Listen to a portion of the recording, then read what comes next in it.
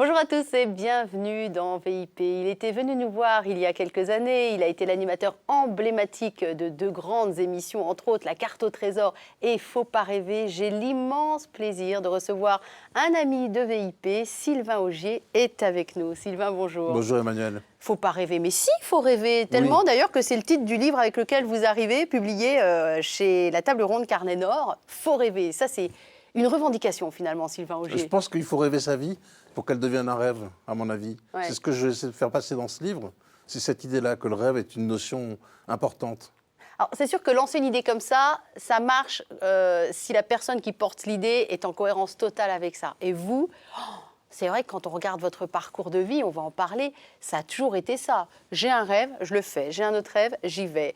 J'ai des rêves auxquels je ne m'attendais pas, je les accomplis. Parce que cette profession de journaliste et reporter, hein, vous avez commencé comme reporter, vous permet mille et une aventures finalement. C'était une idée en l'air, on la réalise. Une autre idée, on la réalise. Ouais. Ce métier est formidable, il permet de réaliser des rêves incroyables, quoi.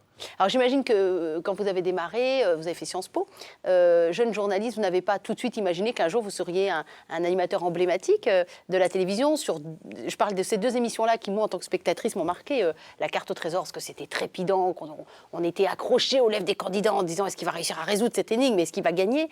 Faut pas rêver, toujours sur le segment de l'aventure, mais un autre angle, d'une autre manière. C'était différent. C'était différent. Qu'est-ce que ça vous a apporté, vous, ces deux émissions-là spécifiquement, Sylvain Augier ? Des rencontres avec des gens formidables sur le terrain, des équipes du métier qui m'ont galvanisé, que j'ai adoré côtoyer.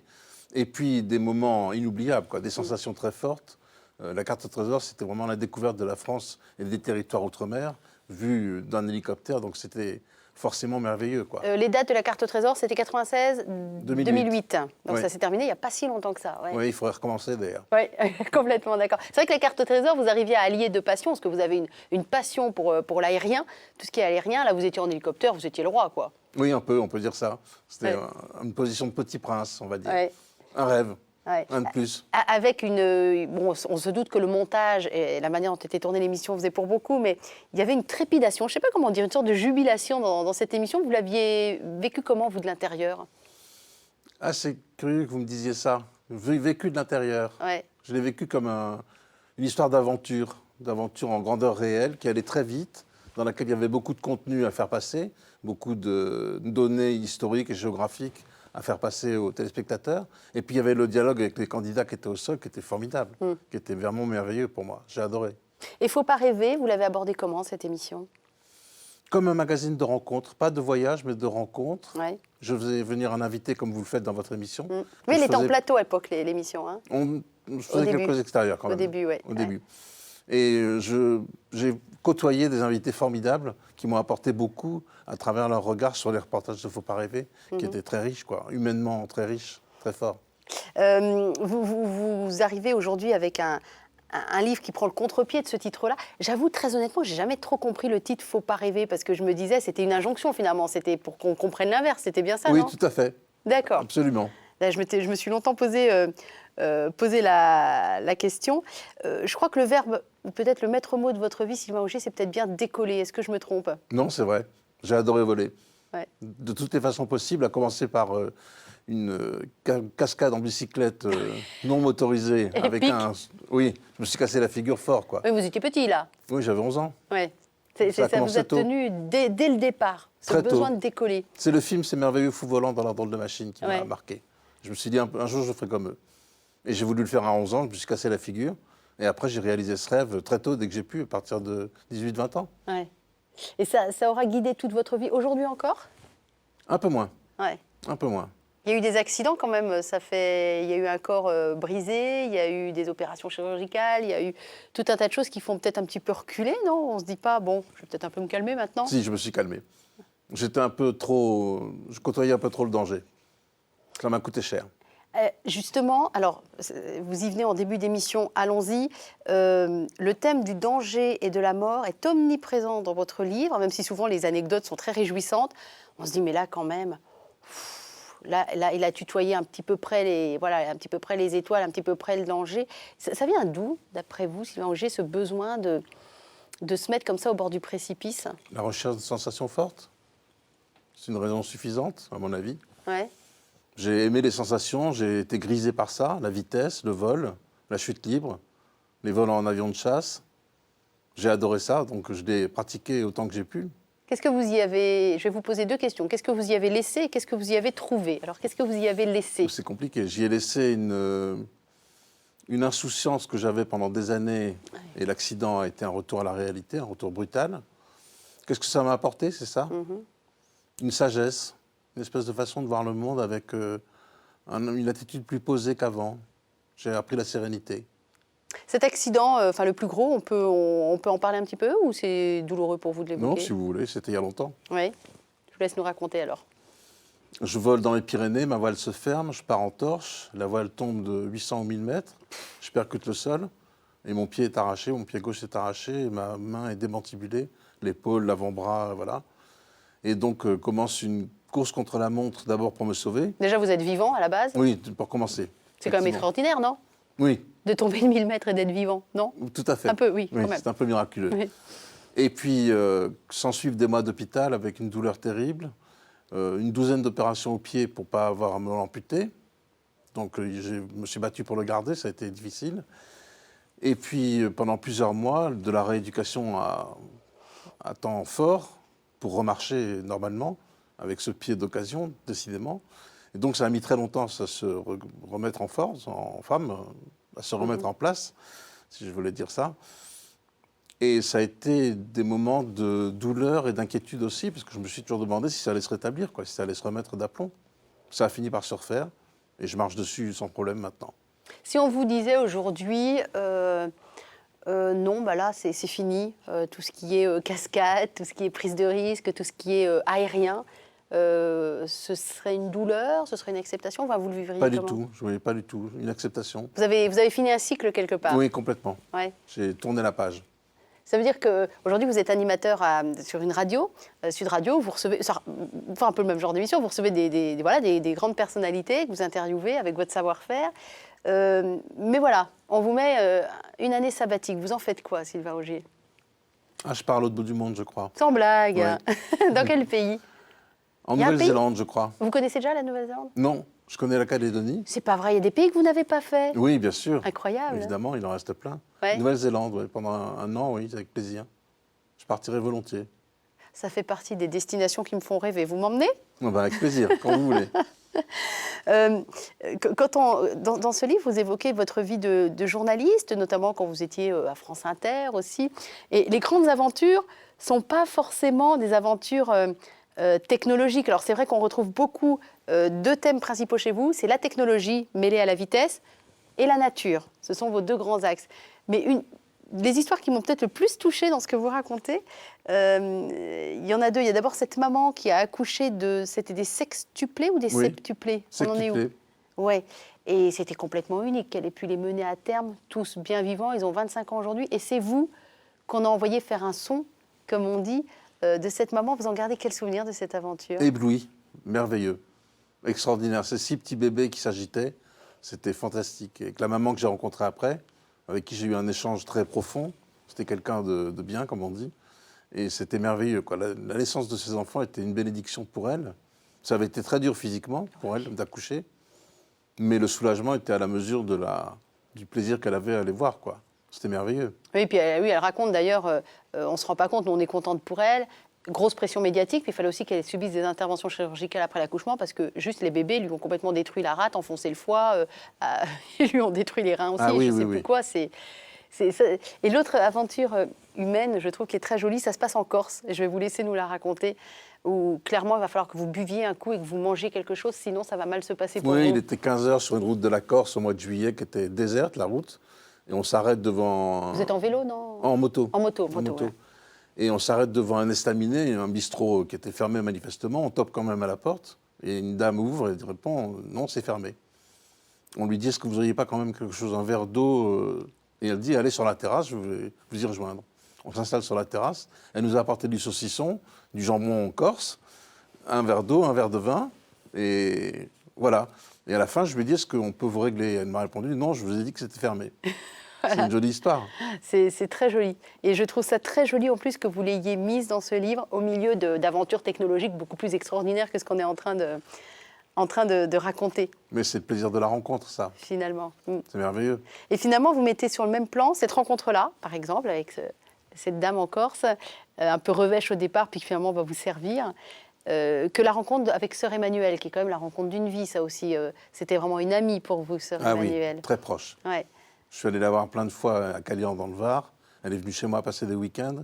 Ça a été formidable, quoi. Ça a été une amie de cœur inouïe, quoi. D'une intelligence, d'une générosité, un éclat incroyable, un sourire merveilleux, quoi. Elle était vraiment inoubliable et on ne l'a pas oubliée d'ailleurs. Elle est toujours là. Vous vous souvenez de votre première rencontre? Oui, j'étais allé à la messe à Calian, dans le Var. Là où elle résidait, en fait, Voilà. après être rentrée du Caire, ouais. Et je cherchais à savoir qui elle était parmi ces religieuses avec un voile. Est-ce que vous étiez de dos, vous étiez Oui. derrière? Ouais. Et j'ai regardé les pieds. Et la seule qui avait des chaussures de gym, c'était elle. Et effectivement, c'était elle. Et on s'est connus comme ça, on s'est rencontrés comme ça. Vous êtes allé à sa rencontre véritablement, c'était pas pour la télé, c'était pour faire connaissance, en fait. Faire une émission de radio. Quand même, oui. Je l'avais vue dans la marche du siècle, je crois, à Cavada. Mhm. J'avais vu une photo d'elle se baignant dans la mer Morte, je crois, ou dans la mer Rouge, je ne sais plus. Et je m'étais dit, il faut que je la rencontre, il faut absolument que je la voie. Et j'ai fait ce que je fais d'habitude, c'est-à-dire j'ai mis un pas après l'autre pour réaliser un rêve qui était rencontrer Sœur Emmanuelle. Qu'est-ce qu'elle vous a appris, cette femme-là? Je sais qu'elle a marqué son époque, mais vous avez eu la chance de la connaître de manière plus intime. La sérénité, la foi, une foi sans faille, l'intelligence, la philosophie, elle était agrégée de philo. Ah mais oui, c'est vrai, on oublie de le dire, oui. Ben oui, quand même. Mhm. Ouais, elle avait un niveau de culture et de réflexion très élevé. Madeleine. Madeleine Cassin. de son vrai nom. Oui. Elle disait, Emmanuel, c'est un nom de combat. Et moi, ça m'a marqué, je l'avais vu en conférence comme ça à Lourdes. Moi qui avais tendance à pas trop aimer mon prénom, ça a complètement changé ma vision du prénom. Je dis, mais elle l'a C'est vrai choisi comme nom de combat. Ben ouais, prends ça ma fille et garde-le avec toi, quoi. Et c'était elle, ça. Tout à fait. Ça lui ressemble. Ça lui ressemble. Ah oui, tout à fait. Ouais. Dans les grands personnages, vous définiriez comme quel genre j'allais dire de croyance? C'est pas exactement comme ça qu'on pourrait vous définir. Comment vous vous situez, vous, Sylvain Auger, en termes de spiritualité? Comme disait Marguerite Yourcenar, je ne crois pas en Dieu, mais j'en parle tout le temps. C'est joliment dit. Je recherche la présence qui, je sais, est là. Il y a une Ouais. lumière, il y a toujours une lumière. Donc je suis en quête permanente. Et par moments, je trouve, et par moments, je cherche. Et Emmanuelle, elle vous a, sœur Emmanuelle, pas moi évidemment, elle vous a fait avancer dans cette quête? Oui. Ouais. Un jour, je lui ai demandé si on pouvait vraiment croire en Dieu. Elle m'avait fait cette réponse formidable. Si tu ne m'avais pas déjà trouvé, tu ne me chercherais pas. Ah oui. J'ai trouvé la phrase merveilleuse. C'est le pari de Pascal, quoi. Mm. Tout à gagner à croire et tout à perdre à ne pas croire. C'était ça. Elle était comme ça, quoi, tout le temps. Et l'abbé Pierre, que vous avez rencontré aussi sur la fin de sa vie, plutôt, hein, si Oui. je me souviens bien, ça a été aussi une rencontre déterminante, même si ce n'était pas le même genre de relation, mais c'est quelqu'un qui vous a marqué dans votre itinéraire? Ou... Oui. J'en parle dans le livre, d'ailleurs. Mm. Oui, il m'a marqué forcément. C'était un homme incroyable, quoi. D'une force, d'une vigueur inouïe, même à la fin de sa vie. Même à 90 ans, vous l'avez rencontré? Oui, vous, tard. Hein. Ouais. Tard. Mais il avait encore beaucoup d'énergie. Mais je me souviens d'une phrase qu'il m'avait dite en le raccompagnant à l'ascenseur. Il m'avait dit « Vivement les grandes vacances Oui, c'est vrai, vous le racontez, oui. ».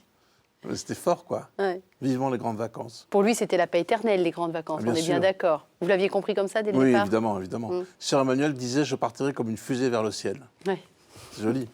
Puis ça vous parle, vous? C'est Oui. technologique? Oui, ça me dit quelque chose de ciel. Ça me parle, effectivement. Ces gens-là vous accompagnent encore aujourd'hui dans votre itinéraire? temps.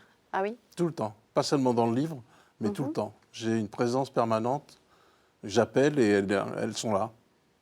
Pas seulement Sœur Emmanuelle, d'ailleurs, d'autres personnes, mes grands-mères que j'ai adorées. Mais les êtres disparus qui nous sont chers, qui sont toujours là, dans la présence et toujours là. Quand vous étiez venu il y a quelques années dans cette émission, vous aviez dit quelque chose qui m'avait beaucoup marqué. Vous m'aviez dit, peut-être que je côtoie le danger, parce que de toute façon, chez moi, on vit centenaire, donc j'ai du temps à occuper. Je ne sais plus comment vous aviez dit ça. J'ai dit, ah ouais, chez eux, ils sont centenaires. Et là, vous m'aviez égrené une partie de votre généalogie. Et dans ce livre, vous mettez deux personnes en avant. Je crois que c'est Suzanne et Simone. Simone, qui sont donc votre grand-mère et votre grande-tante, qui ont vécu jusqu'à 104 et 103 et 104 ans, Toutes c'est les ça? deux, oui. Et c'est très très beau, je trouve, cet hommage que vous rendez aux personnes âgées et à la sagesse, notamment de ces deux femmes-là. Mais elles m'ont marqué beaucoup. Hein.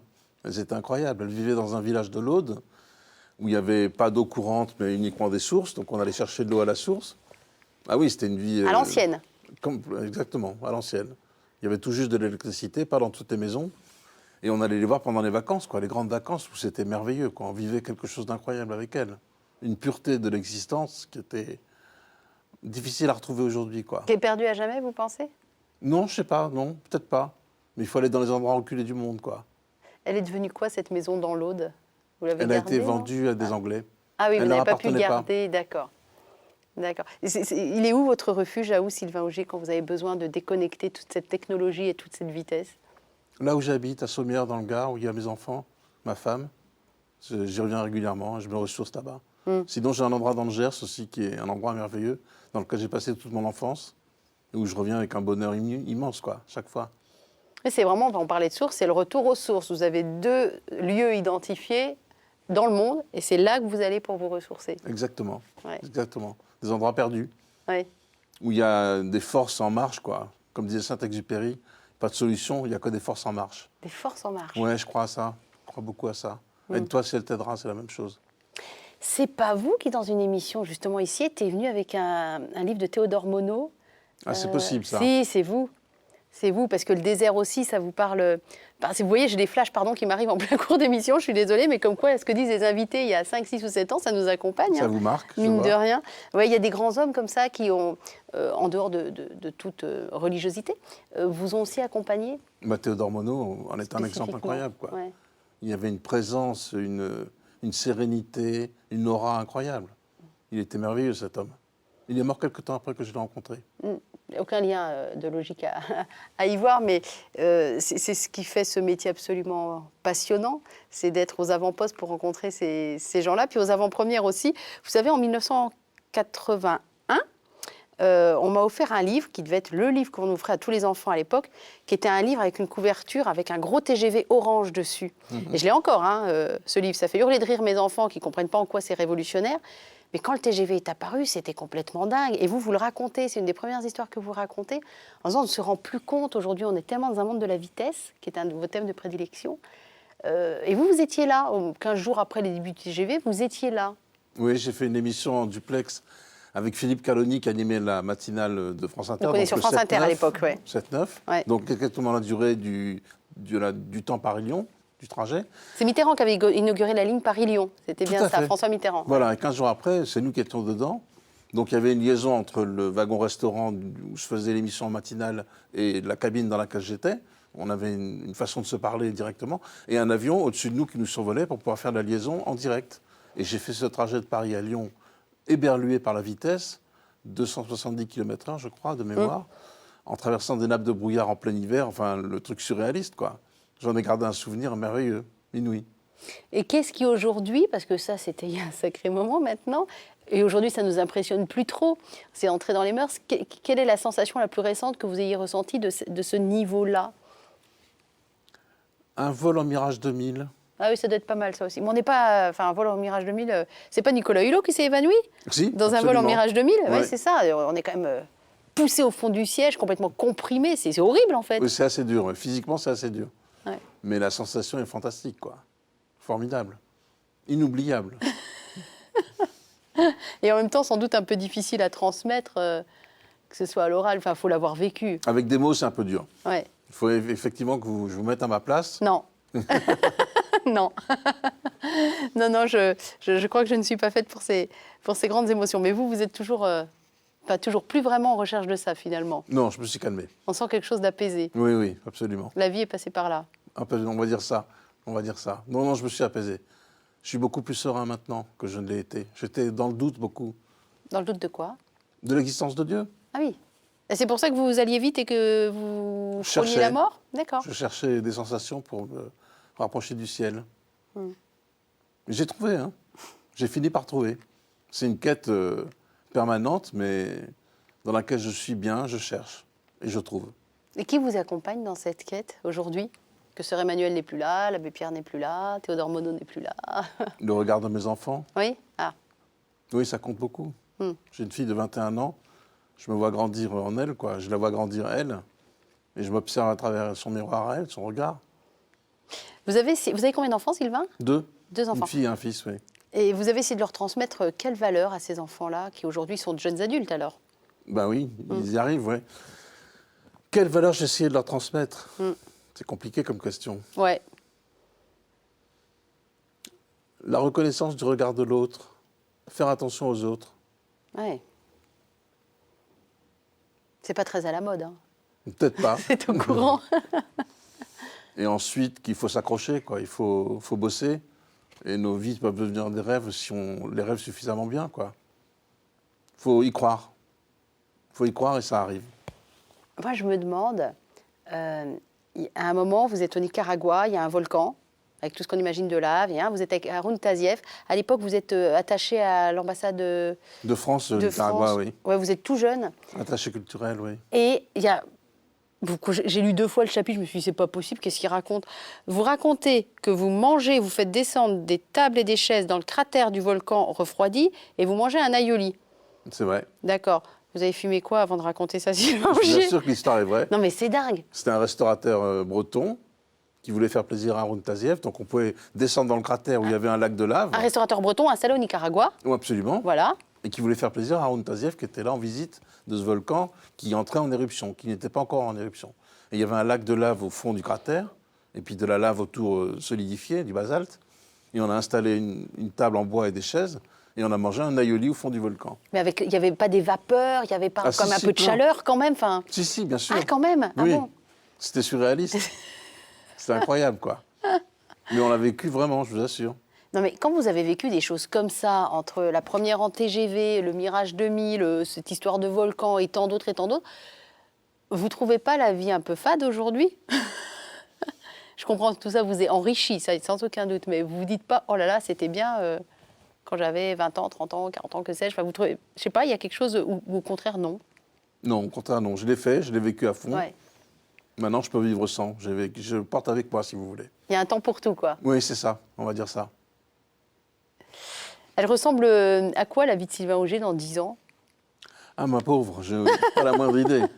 Je suis dans l'instant présent, moi, vous savez. Ouais. Je cultive l'instant présent. Donc, je ne me préoccupe pas trop de l'avenir. Je ne suis pas trop dans le passé. Je suis vraiment dans l'instant avec vous. C'est une forme de sagesse que vous avez C'est de la méditation, ça vient du bouddhisme, d'ailleurs. cumulée. Ah bon, vous êtes passé bouddhiste, alors? Non, pas passé bouddhiste, mais je cherche des valeurs qui pourraient m'accompagner. Et la croyance de l'instant présent est importante chez moi. Je pense beaucoup qu'il faut vivre dans l'instant. Et pas trop se préoccuper de demain.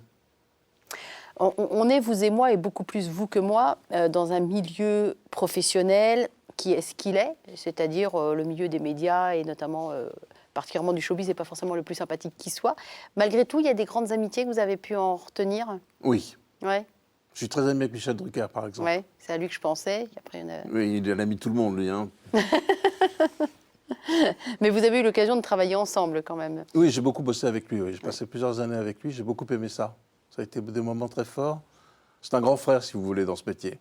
Et puis, il traverse tout avec l'aisance que vous savez. Et je trouve ça fort, quoi. C'est intelligent de sa part. C'est grâce à lui notamment, enfin ou lui grâce à vous, que vous avez fait des sauts en parachute doubles avec des personnalités comme Jean-Paul Belmondo C'est moi qui les ai emmenés. au-dessus de Paris. Là, Ouais. pour le coup, c'était un coup signé Augier. Ouais. Et vous avez sauté avec Jean-Paul Belmondo? Oui, enfin, à côté. D'accord. Bon, lui, c'est un cascadeur, hein, on le sait, il adore ça. Ah ben, il avait un sourire à la sortie de l'avion qui était incroyable. En sautant de l'avion, vous voulez Oui, dire? oui. D'accord. En sortant de l'avion, oui. Donc on a failli perdre Jean-Paul Belmondo à cause de vous. On peut dire ça. Et Drucker. Et Drucker, qui a Oui. sauté aussi. Oui. Ah oui, d'accord. Peur de rien. Il était tout blanc. Si, il avait très peur. Mais ça scelle des amitiés fortes, ce genre d'expérience Ah ben oui, c'est des aventures incroyables. Ouais. et d'aventures. Vous avez d'autres amis comme ça aussi forts dans ce milieu-là? J'ai beaucoup aimé Jean-Marie Cavada, Ouais. que j'ai moins connu de près. Mais j'ai beaucoup aimé. Dans le métier, je crois que c'est tout ce qui me reste. Mais c'est souvent ça, il reste pas grand monde. Il vous a appris quoi, Jean-Marie Cavada? À être rigoureux. Ah oui. La rigueur du journaliste. À l'époque de la marche du siècle. Il y avait beaucoup à apprendre de cette émission.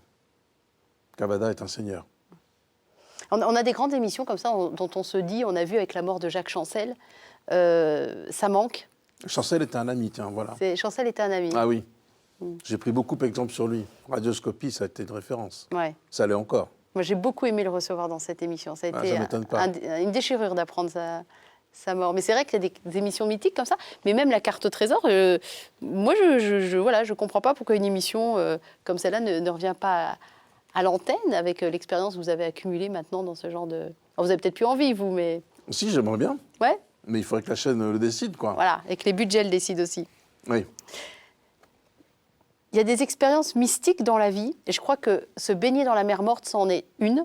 Si vous ne l'avez jamais fait, je vous encourage vivement à faire ça. Vous allez d'abord au Jourdain, et puis après vous allez à la mer morte, puis vous retournez très très vite au Jourdain, qui ne sont pas du tout les mêmes eaux, évidemment. C'est très particulier, hein, un bain dans la mer morte.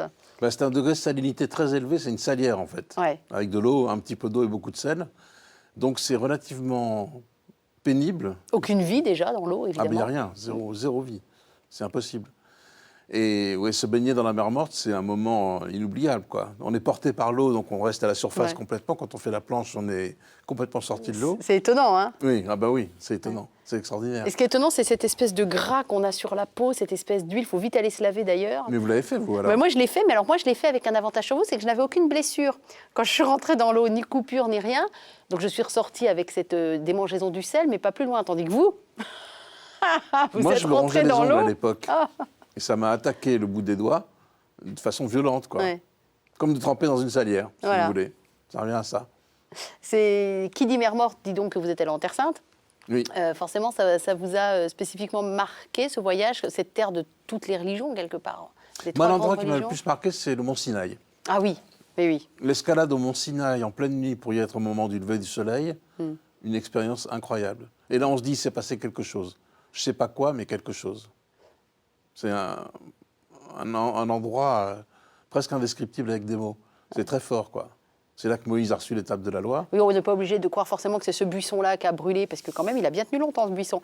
Mais peu importe, c'était là, quoi. Peu importe, il s'est passé quelque chose de fort. Mais en Terre Sainte aussi, on ressent la même chose. À Bethléem, il y a une présence incroyable, quoi. Ce sont des lieux chargés d'histoire forte, Oui, avec très forte même.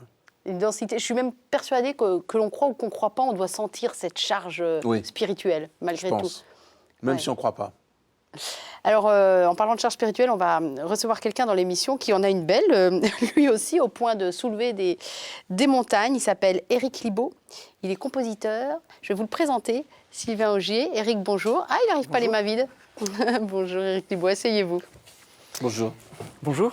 Je vous présente Sylvain Augier, que vous avez dû admirer comme moi en télévision, dans Oui, divers exploits. absolument. Vous avez écouté avec nous cette première partie d'émission qui a filé à la vitesse de la lumière. Je regarde le temps, j'ai un peu peur. Mais qu'est-ce que vous en avez pensé de cette première partie d'émission? Qu'est-ce que dans les paroles de Sylvain a pu faire écho en vous, Éric Libaud? Ben, je dirais écho aussi au livre qui, pour moi, était quand Que même... vous avez lu, oui. Que j'ai lu. Mhm. Et quand je l'ai refermé, j'ai rendu grâce. J'ai rendu grâce pour une vie aussi riche, pour autant de bénédictions reçues. Et oui, il m'est resté une seule chose de mon année de terminale de philosophie. Je me souviens de cette citation du philosophe allemand Hegel qui disait que le beau est l'éclat du vrai. C'est beau, ça. Ouais. Ouh, c'est beau ça, oui. Et moi qui suis chrétien, pratiquant, évidemment, je ne peux que rattacher ça à la parole du Christ, je suis la vérité.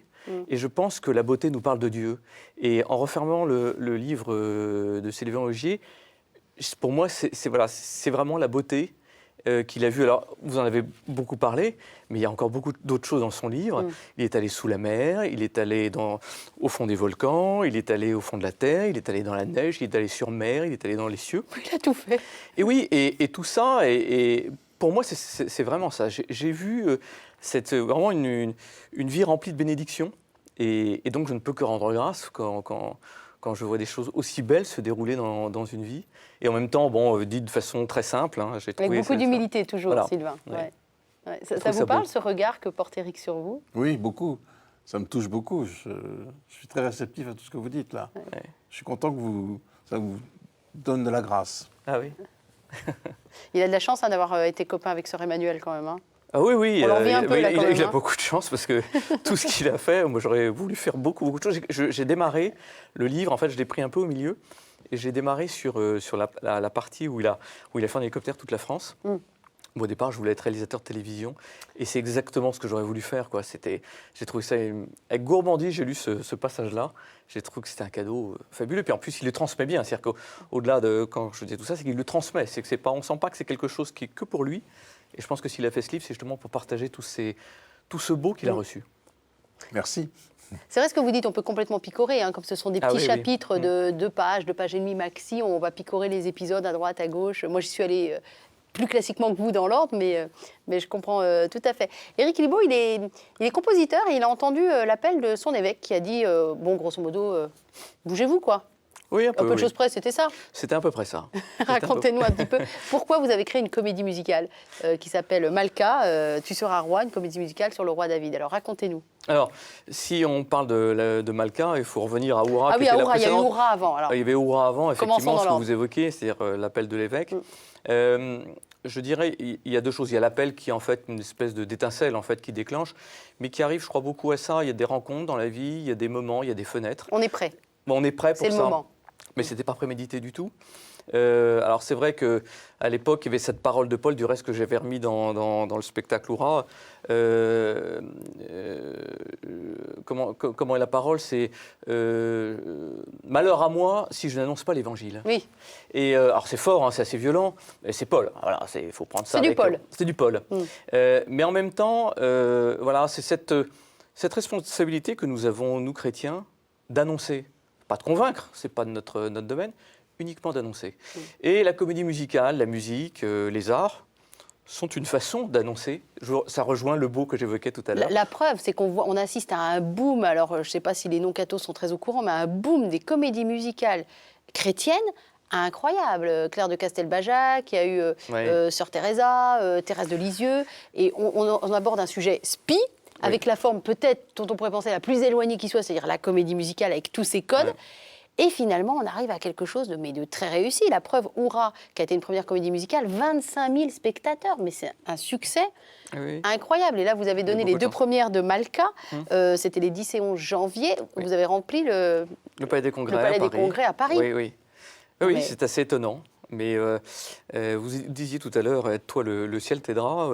Je pense que il y a un peu de ça. Je pense que c'est assez biblique. Hein. C'est que Dieu nous aide, mais pour peu qu'on se mette, effectivement, qu'on mette un pas devant l'autre. J'aimais bien ce que disait Sylvain tout à l'heure en disant, voilà, j'ai mis des pas devant l'autre. Je ne sais plus quelle était votre expression, mais c'est tout à fait ça. Et je pense qu'une fois qu'on se met en marche, Dieu nous accompagne.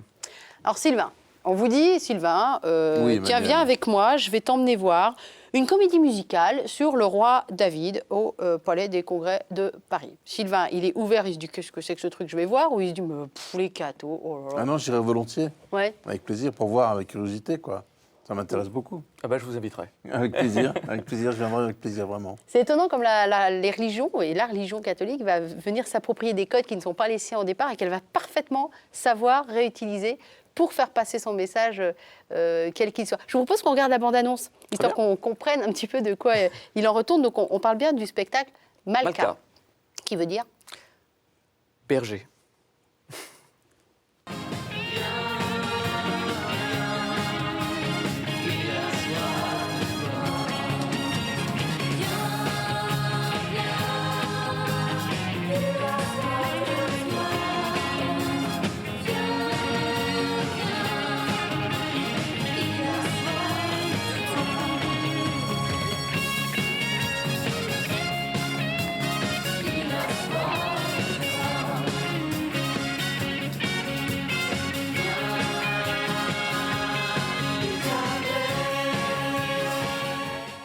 Voilà, on voit l'immense scène du Palais des Congrès de Paris, cette immense salle complètement pleine à craquer. J'imagine votre immense satisfaction.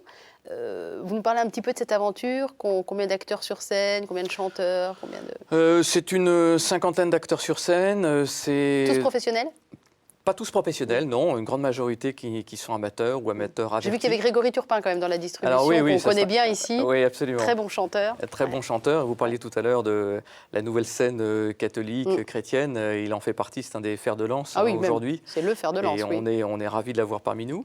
Donc encadré par des professionnels, effectivement, pour arriver à un niveau de qualité, de prestation de niveau professionnel. Et donc au total, c'est à peu près 200 personnes quand même pour faire marcher tout ça. Mais alors pourquoi avoir choisi de l'Ancien Testament et pas du Nouveau, qui a priori peut paraître plus accessible? Pourquoi avoir choisi David? Je sais pas, le roi David, ça vous parle, Sylvain Augier? Pas tellement. Ouais, moi non plus, Ça honnêtement. ne me dit rien.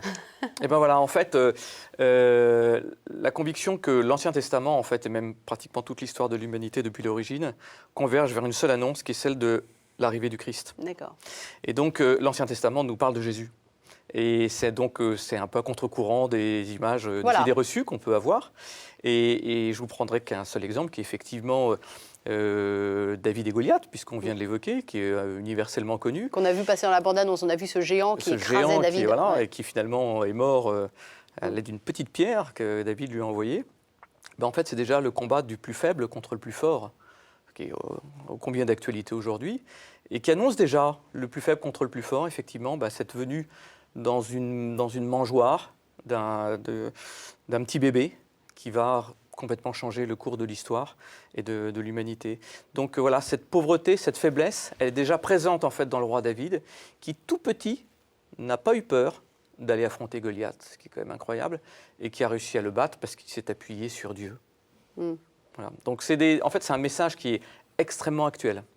Contrairement à ce on dit Ancien Testament, mais en fait c'est... Vous en avez tiré toute l'actualité du message et toute la modernité du message aussi. Oui, oui. Ouais. Et puis si David a été un roi, un très grand roi, il a fait aussi beaucoup de choses assez épouvantables. Oui, Et oui, il était très humain aussi. très, très humain, très, très charnel, on va dire. On va dire ça comme Et ça. en fait, et pourtant jusqu'à la fin, il est resté un homme selon le cœur de Dieu, selon l'expression. Ce qui est assez étonnant, parce qu'il a vraiment fait des choses épouvantables. Mais en fait, David... On est tous des saints à côté, il faut quand même le dire. Voilà, en fait... Même vous, Sylvain Augier. C'est vrai. Ouais, franchement, ouais. Mais en fait, David, à chaque fois, s'est agenouillé, a reconnu sa faute. Et s'est agenouillé ce qui l'a devant son sauvé. Dieu. C'est ce Et qui l'a oui, sauvé et à en chaque fait, fois. il a compris que son Dieu était un Dieu de miséricorde. Mm. Et 1000 ans avant l'arrivée de Jésus, c'était quand même d'une prophétie incroyable. Donc le spectacle, on pourra le revoir le 23 et 24 mai. Absolument. C'est bien ça, 2015. Toujours au Palais des Congrès. Réservez vos places maintenant. Vous avez vu que c'était archi plein. Je vous propose qu'on aille faire un tour dans les coulisses. On avait très fait bien. un reportage à KTO qui va nous permettre de voir un petit peu comment ça fourmille finalement dans les coulisses, comment ça se prépare. On parlait justement de toutes ces personnes sur scène, mais il y a aussi toutes celles qui sont derrière et qu'on ne verra jamais. Oui, Donc c'est absolument, c'est important. l'occasion de les rencontrer. On regarde. Toute la journée, la troupe s'est activée pour préparer la soirée. Lumière, son, décor, costumes, derniers réglages, derniers ajustements. Si quelqu'un vient, on le regarde tous les deux pour lui donner de l'importance. Oui, c'est vrai. C'est essentiel. Ce soir, l'amphithéâtre du Palais des Congrès est à guichet fermé. 3 étages plus bas, la troupe prend son temps de prière comme à chaque fois qu'elle s'est retrouvée depuis le début de l'aventure. Une démarche soutenue par des congrégations religieuses qui prient, elles aussi, depuis 1 an et demi et en ce moment même, pour que le spectacle touche les cœurs.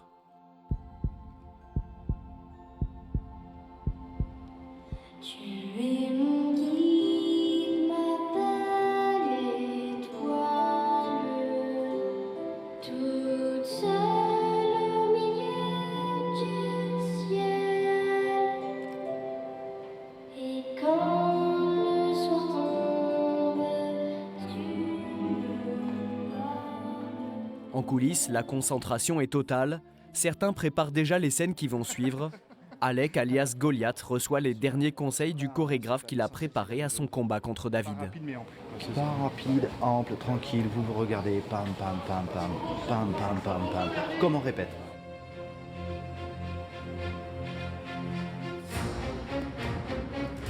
Ce soir, tu seras mort car je suis le plus fort par l'épée, par le feu.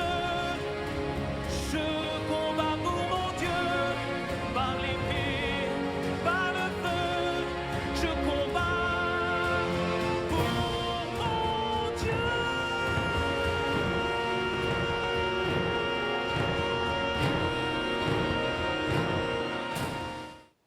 Ah ben on y sera. Hein. Ça sent que ils ne doivent pas être très très nombreux les spectacles où on prie avant quand même. Non, J'avais encore jamais vu ça moi. ça fait partie de notre originalité. Oui. Mais ce qui rend effectivement très particulier, nous sommes portés par la prière. Moi, c'est une des choses les plus importantes. Mais ils sont tous chrétiens engagés ceux qui sont sur scène.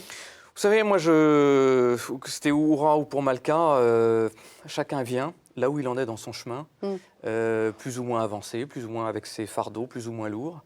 Voilà, et chacun se met en chemin à cette suite et voilà, pour aller porter la parole de Dieu, plus ou moins avec ses convictions, avec ses doutes, avec voilà, moi ce qui est important, c'est de se mettre en marche encore une fois et, Oui, oui, ça. oui.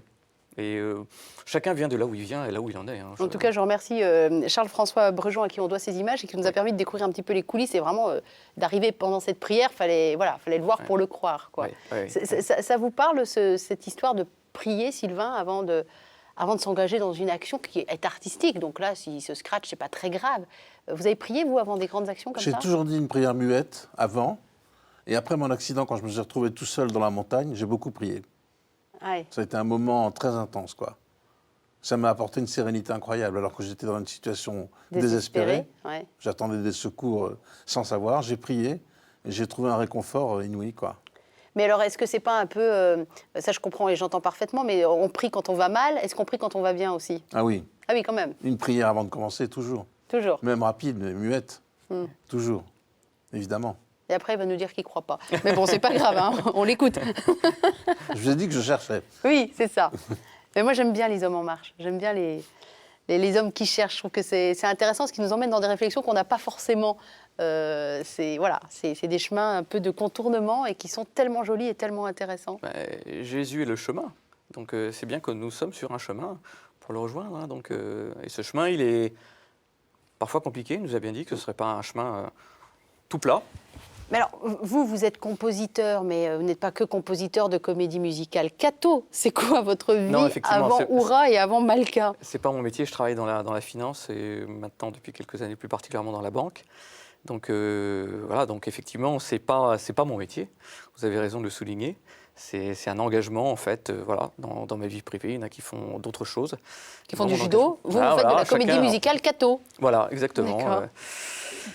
Chrétienne, parce que, bon, c'est vrai catho, parce que nous sommes de l'Église catholique, mais c'est vrai que c'est des spectacles qui ne sont pas du tout confessionnels au sens qui sont réservés.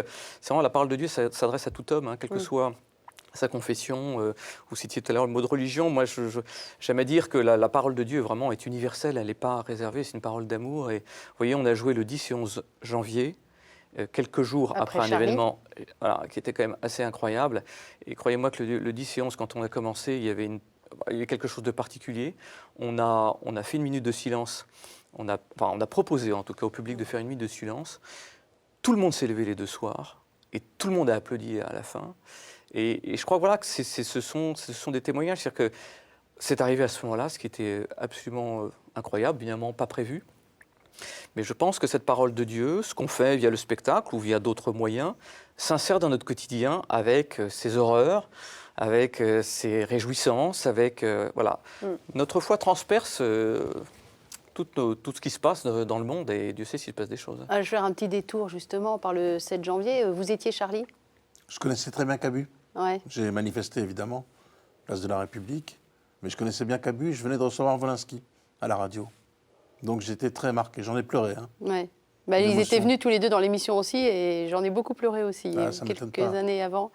Ouais. Cabu était adorable. Ah là là, personnage très marquant. Vous êtes Charlie ou pas? Parce que les cathos se sont un peu divisés hein, sur je suis Charlie, je suis pas Charlie. Oui, en fait, je sais pas, je me méfie toujours de l'expression au sens qu'est-ce qu'elle veut dire, c'est en fait bon, qui est un peu galvaudé, etc. Si c'est je suis Charlie au sens c'est insupportable et c'est évidemment inadmissible et c'est enfin voilà toute cette violence sur des gens qui sont sans armes, etc. Enfin bon, hélas, ça n'est pas d'hier. Bien évidemment, on est Charlie depuis le début de l'humanité. Toutes les horreurs que l'homme a pu faire à son prochain, et donc derrière la manifestation, derrière cette mobilisation, pour crier un mot qui est plutôt un mot d'amour, justement, de dire qu'on peut vivre ensemble. Si c'est ça, je suis Charlie, oui, je suis Charlie. Maintenant, après, l'Église a dit un certain nombre là-dessus, enfin de choses là-dessus qui sont assez justes, mais je pense qu'après, on rentre dans des choses qui sont plus complexes. Voilà. Mais je pense qu'effectivement, l'horreur de ce qui s'est passé, je ne pense pas qu'il y ait une personne qui puisse dire que ce n'est pas condamnable de façon la plus ferme et la plus... on peut être horrifié par ce genre de choses. C'est pour ça que le spectacle qui est arrivé derrière... Bah oui. a été une espèce, les gens nous l'ont dit, hein, c'est Sans pas moi, doute, une espèce de baume, et dire, après la semaine qu'on a vécue, Après la tension. à la ouais. tension qu'on a vécue, se dire que oui, il est possible de faire autre chose, il est possible de se relever, et voilà. C'est intéressant ce mot de baume que vous employez, Sylvain Augier. Il y a des rencontres qui vous ont guéri de quelque chose, qui ont agi comme un baume éventuellement sur des blessures profondes, secrètes, intimes. J'ai un souvenir très marquant du professeur Cabrol qui faisait des opérations à cœur ouvert. J'en parle dans le livre. Oui, Ouais, d'ailleurs, j'en il parle. assiste à une opération à corps Oui, ouvert. oui, Ça, c'est du ça Sylvain aussi. Augier, pur jus. Ouais. Il m'a beaucoup marqué, cet homme. Il était incroyable, quoi. Pendant cette opération, qui a duré 3 heures ou 3 heures et demie, il était à la tête de cette équipe, avec un calme, une détermination, une force et une foi incroyables dans ce qu'il est en train de faire. Une transplantation cardiaque entre quelqu'un qui vient de décéder et quelqu'un qui va pouvoir vivre. Voilà, exactement. Donc c'est un moment très fort. C'est forcément très émouvant, si vous voulez. Et lui, il avait une hauteur de vue, le sage qui sait, qui va guérir et qui sait. Une grande force, quoi. Un charisme incroyable. Et ça passe direct. C'est passé en intraveineuse immédiate. C'est aller de cœur à cœur. Oui, Pour tout à tous les fait. cœurs qui C'est étaient exactement là. ça. Éric Libaud, je vois que vous êtes arrivé avec un livre, là, montrez-le-nous. De quoi s'agit-il? C'est un cadeau pour Sylvain? Exactement. D'accord. Voilà, vous avez tout deviné. C'est un cadeau, c'est un livre que l'on a fait pour notre premier spectacle qui s'appelle donc Oura, ça veut dire le chemin en araméen. Et on l'a fait, c'est à base des photos du spectacle et surtout aussi des témoignages. Et donc je suis sûr qu'il y en a au moins un qui vous rejoindra. Ah, Merci beaucoup, c'est très gentil. Merci. c'est Est-ce qu'il y en a joli. là, à mon invitation pour mai? D'accord. Je viendrai. Alors, je fais toujours un sale coup aux invités, je m'en excuse parce que je ne les préviens jamais, mais ça, c'est un sale coup de journaliste. Je demande toujours aux invités de se poser une question l'un à l'autre. Vous venez d'univers très différents, tous les deux, qui n'ont pas grand-chose à voir, avec des vies très différentes entre la finance, la banque, et puis la composition musicale qui fait partie de votre vie, parce qu'on ne l'a peut-être pas dit, mais c'est vous, quand même, tout ça, la composition musicale, chanson et musique. Et puis Sylvain qui a sa vie de, j'allais dire, de journaliste aventurier presque. On peut dire les choses comme ça. Et toujours ces univers qui se rencontrent créent des étincelles et créent des questions aussi. Donc Éric, est-ce que vous avez une question pour Sylvain, s'il vous plaît? Et Sylvain, bon lui c'est son métier. Une question C'est pour lui Éric aussi là, qui après. commence, parce que lui c'est son métier. Alors on commence avec Sylvain. D'où tirez-vous votre foi? Oh. Donc on a 2 heures d'émission ouais. qui s'annoncent. Merci beaucoup Sylvain. Vous me proposez de poser une question. On a 5 minutes, on a le temps. Ah, Allez-y. ça c'est une question. C'est une très belle question. C'est une très belle question. Je pense que je n'aurai la réponse que quand je l'aurai rejoint là-haut. Alors arrêtez Alors, de non, botter en mais, touche alors- et répondez à la question de Sylvain Augier s'il vous plaît. C'est un mystère parce que pourquoi a-t-on la foi? Mais elle est héritée de l'enfance déjà ou pas? Est-ce qu'il y a Mais moi, déjà eu je un ne crois- contexte ou pas? Mais moi, je ne crois pas. On ne transmet. Enfin, moi, je suis père de 4 enfants. Ils ont tous leur chemin là aussi. Je leur ai transmis la même chose et pourtant, je m'aperçois que dans le domaine de la foi, on ne peut pas transmettre. C'est-à-dire que c'est un don qu'on a, qu'on reçoit, qu'on cultive. Oui, il y a forcément des hommes, des rencontres qui font comment il y a il y a des déclics. Donc j'ai été très marqué petit par quelqu'un, un père jésuite qui était dans l'école dans laquelle j'étais, mais je m'en suis aperçu que bien après, et qui m'a vraiment appris le goût de l'émerveillement, le goût du beau. Et ça, je pense que ça m'a profondément marqué, mais je ne l'ai compris qu'après. Et je pense que la vie est faite ainsi de rencontres qui vous aident à cheminer sans que vous vous en rendiez nécessairement compte. Et c'est pour ça que c'est très très difficile de répondre à cette question. Mais en même temps, ma foi, elle est très pauvre, c'est-à-dire que je suis comme vous, plein de doutes. Enfin, je veux dire, voilà, C'est Bernanos. La foi, c'est 24 heures de doute. Oui, mais je pense que c'est le chemin de tout chrétien, de tous les grands saints qui ont vécu ces périodes difficiles. Et je suis loin d'être un grand saint, loin, très très très loin. Je pense que chacun a son chemin et avec ses difficultés. Hein. Mais voilà, donc... Il a essayé de répondre le plus honnêtement possible. Donc Oui. merci beaucoup Éric. C'est une belle réponse. Alors, question à Sylvain Augier et Éric Libaud. Vous qui êtes journaliste et qui avez interviewé beaucoup de personnes, quelle sera la première question que vous poserez au Père lorsque vous aurez rejoint le ciel? C'est aussi 2 heures d'émission. Hein. Une jolie question, Éric. Est-ce que j'ai mérité d'être là? Est-ce que j'ai fait ce qu'il fallait pour être là, pour rester? S'il vous plaît, dites-moi. Voilà la Ouais. question que je poserais. Déjà, quand je servais la messe, je me posais cette question-là. Il y a donc très longtemps, j'ai arrêté de servir la messe il y a quelques années. Et enfin, je plaisante, mais j'ai servi la messe très longtemps. Ah, c'est un point commun que nous avons. C'est vrai? Ouais. J'aimais Et d'ailleurs, bien. voilà, qui m'a beaucoup marqué. Ah, que la foi, je pense qu'aussi, Ah ben, je pense il y a qu'elle de la- remonte ouais, là. ouais, ouais. Donc cette question que vous me proposez de poser, je la poserai à ce moment-là. Est-ce que j'ai mérité d'être là? Est-ce que j'ai fait ce qu'il fallait pour monter là-haut? Ouais. Bah, écoutez, nous sommes dans des hauteurs. Donc, je vais en profiter pour rappeler à chacun vos actualités. Donc, la comédie musicale. Malka, qui veut dire berger, ça j'ai retenu. Et qui veut dire aussi, c'est une double signification, qui veut dire aussi roi. Toujours en araméen? Eh oui. Tiens, on est en train d'apprendre l'araméen dans cette émission, c'est Exactement. formidable. Berger-roi, c'est le même mot, c'est incroyable. Hein. Ah, c'est très joli. Ouais. C'est ce qu'on révèle, ce qu'on explique dans le spectacle. Malka, tu seras roi. Voilà. Il faut absolument réserver les places au Palais des Congrès de Paris le 24 et 25 mai. 23 et 24. 23 et 24 mai. Mais vous ferez le 25, non, si ça marche bien? Non, Non, c'est lundi de Pentecôte et Ah oui, on oups. se reposera. ça va pas le faire. Ça va pas le faire. Et on rappelle que Sylvain Auger est invité. Donc si vous y allez, en plus vous verrez Sylvain Auger. Vous pourrez faire donc dédicacer son livre Faut rêver aux éditions de La Table Ronde. Sylvain Auger, c'est votre actualité actuellement, c'est Sud Radio, c'est ce livre. Je sais que vous vivez au jour le jour. J'ai bien compris. Mais qu'est-ce que je peux vous souhaiter pour la suite? Que ça continue. Quoi? La vie est une fête. Ouais. On va dire ça comme ça. La vie est une fête à chaque instant. Il suffit d'y penser. Il suffit de se le dire. Eric, qu'est-ce que je peux vous souhaiter pour la suite? Si ce n'est bon succès pour le spectacle, évidemment, mais indépendamment de ça. Qu'est-ce que je peux vous souhaiter pour la suite, Eric Libaud?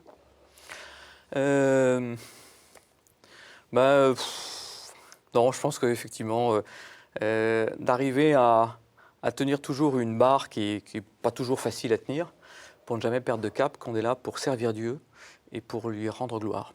Ça vous parle quand Eric dit ça, servir Dieu et rendre gloire, ou on décolle un peu là pour vous? Ça me parle, mais c'est un peu haut pour moi, oui.